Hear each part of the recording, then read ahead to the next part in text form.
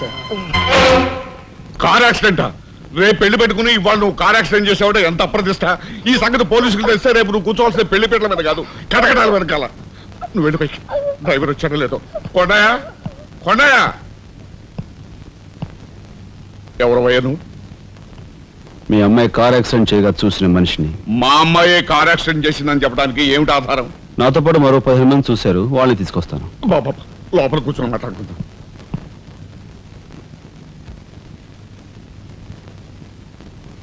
బాబు, రేపే మా అమ్మాయి పెళ్లి. ఈ సంగతి నలుగురికి తెలిస్తే దాని పెళ్లి అయిపోయి మా ఇంటి పరువు పోవడమే కాకుండా బంగారం లాంటి దాని భవిష్యత్తు నాశనం అయిపోతుంది.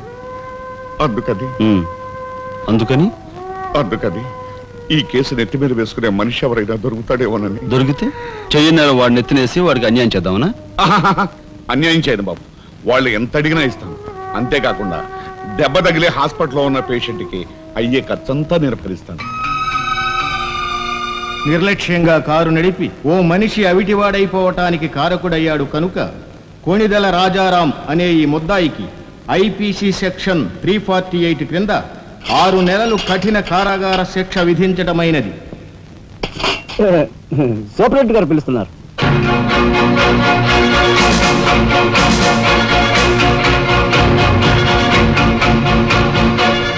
సార్ మీరా? నా కూతుర్ని రక్షించుకోవడం కోసం నిన్ను జైలు పాలు చేసినందుకు నేనెంతో సిగ్గుపడుతున్నాను. నేనేం త్యాగం చేసి జైలుకి రాలేదు సార్, మీ దగ్గర 25,000 పుచ్చుకున్నాను. నా బిడ్డ భవిష్యత్తును ఎలా కాపాడావు, అంతకు మించి మీ అన్నగారి భవిష్యత్తును కాపాడినందుకు నిన్ను నేను ఖైదీలా చూడటం లేదు, నా గురువుగా చూస్తున్నాను. గురువుగారా?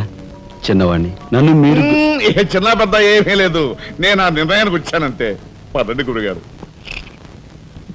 గురుగారు, ఇదిగో తాళం చెప్పు. ఇదేంటి నాకిస్తారు? ఇది మీ ఇలా చెప్పాను కదా, మీ ఇంటి తాళం మీ దగ్గర ఉండక మరెవరి దగ్గర ఉంటుంది మాత్రం. మీరేం మాట్లాడుకోండి, మీ కాబట్టి ఇస్తాను కానీ మరింకెవరికైనా ఇస్తానంటే ఇదిగో ఉంటుంది. నా ఖైదీ ఎక్కడా? మీ ఖైదా? ఎవరా ఖైదీ? ఖైదీ నంబర్ 786 యాక్సిడెంట్ చేసి వచ్చాడు చూడు, ఆ ఖైదీ. ఆ గురువు గారా? ఆ గురువు గారు. ఇంతకీ మీరు ఎవరు? నేను గురువిని. గురువునా అంటే ఎలా చెప్పేది? నేను మీ గురువు గారి జీవిత నమస్కారం. రండి కూర్చోండి. What is this nuisance? ఎవరి అమ్మాయి?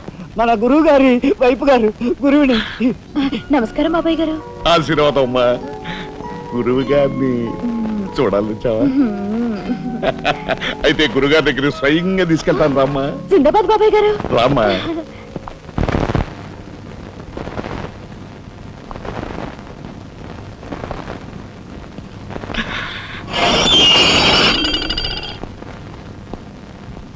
ఆహా, సీతాకోక చిలుకల్లాగా, చిలకా గోరింకల్లాగా ఎలా మిలమిలా మిరిసిపోతున్నారు.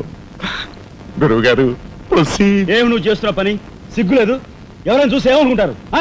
అసలు ఎందుకు వచ్చావు? నిన్ను ఇల్లు ఖాళీ చేయించిన పాపానికి జీవితాంతం నన్ను ఇలా చిత్రవధ చేయడమే కార్యక్రమంగా పెట్టావా? వెళ్ళు. గురుగారు ఏమిటండి ఇదంతాను? ఈ అమాయకురాల మీద ఇలా కేకలుస్తున్నారు ఏమిటండి? ఎవరు అమాయకురాలు? మీ భార్య గారండి. తానా? నా భార్య? మీకు మతిపోయిందా? చూడండి బాబాయ్ గారు, భారతదేశంలో భారతీయులు ఎక్కడైనా పరాయి మగాండు పట్టుకుని నా మొగుడు అంటుందా? తండ్రి లాంటి వారు మీ కూతుర్ని మీరని న్యాయం చెప్పండి. అలాగేనమ్మా. All right. నేను తాళి కట్టిన ఇల్లాలే అయితే నేను కట్టిన తాళేది, నల్లపూసలేవి, కాలికి మెట్లేవి చూపించమనండి. కమాన్. కరెక్ట్. చూడమ్మా, ఒక్కసారి ఆయన అడిగినవన్నీ చూపించేసి నీ పాతివ్రత్యాన్ని నిరూపించమ్మా. బాబాయ్ గారు, పొద్దున బాత్రూమ్ స్నానం చేసినప్పుడు అవన్నీ మర్చిపోయి నీ బొంద మర్చిపోయావు. ఇదిగో చూడండి, మీ మీద ఒట్టేసి చెప్తాను, ఇది ఒట్టి దొంగ సరుకు. ఇక మీద ఈ జైలుకి నన్ను కలుసుకోవడానికి రకరకాల వేషాలతో రకరకాల భాషతో వస్తుంది. వచ్చి ఏడ్చి గీ పెట్టేస్తారే, మీరు దాన్ని అలో చేయొద్దు. మీ కూతుర్ని నన్ను సెంటిమెంట్ లో కొట్టాలని ప్రయత్నించుకో. లాఠీ చార్జ్ చేస్తాను, లేదంటే బాష్పాయి వదులుతాను. లాఠీ చార్జ్ చేస్తానంటే పద, ఇక మాట్లాడకూడదు పద.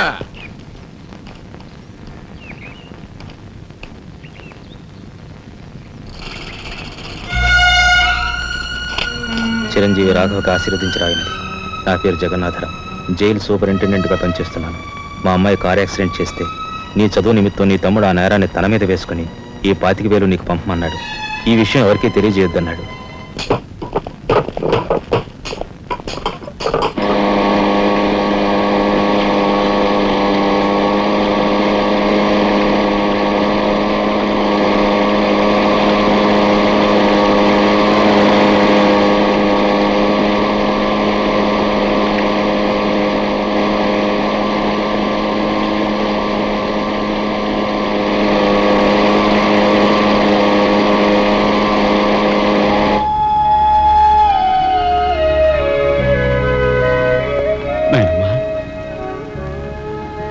ఒరే చిన్నాడా, ఏమిట్రా ఇది?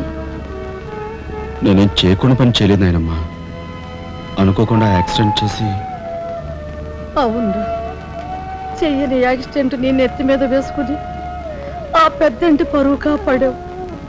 చిన్నవాడిపైన మా అందరి బరువు నీ నెత్తి మీద వేసుకుని నీ జీవితాన్ని జైలు పాలు చేసుకున్నావు. నాయనమ్మా, ఇదంతా నీకెవరు చెప్పారు? నా మూలంగానే తెలిసింది.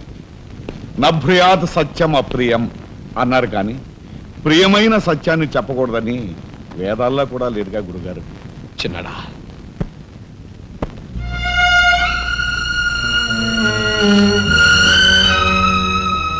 తమ్ముడు, అందరికంటే చిన్నవాడువైనా ఎంతగా ఎదిగిపోయావురా. ఎలా ఉన్నారమ్మా? నువ్వా? గట్టిగా రోపకయ్య, నిన్ను చూడాలనిపించి మనసుండు బట్టలేక వచ్చేసాను. పెద్ద బాబాయ్కి తెలిస్తే మెడ పెట్టుకుని బయటకు గెంటేస్తాడు. నిన్ను చూస్తే చాలా ముద్దొస్తుంది. అల్లు పని ఓ ముద్దిచ్చి గట్టిగా పట్టుకో. ఇక దగ్గరికి లాగు. నేను కాదు, వాళ్ళ అక్కని. బాబు, ఆ అమ్మాయి ఎవరో కాదు బాబు, మా అమ్మాయి. వస్తాంరా చిన్నాడా, జాగ్రత్త. బాబు పోలీస్ అబ్బాయి, మా వాడిని కాస్త జాగ్రత్తగా చూసుకో. అలాగేనమ్మా. వస్తానురా. ఓకే వస్తానండి. అలాగే వస్తాం బాబు. ఉంటావు వదినా.